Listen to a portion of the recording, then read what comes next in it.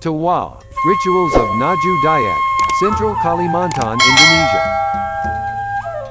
The Ngaju Dayak tribe in Central Kalimantan performs a dyeing ceremony known as Tiwah Lale, or Magah Salumpuk Liau Uluh Matei.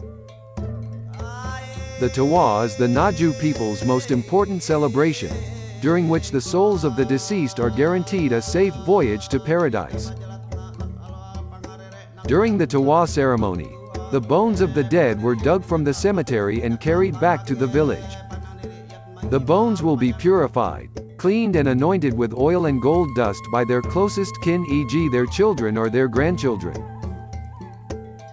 After the purification, the bones are carefully wrapped in cloth and placed in the sandung.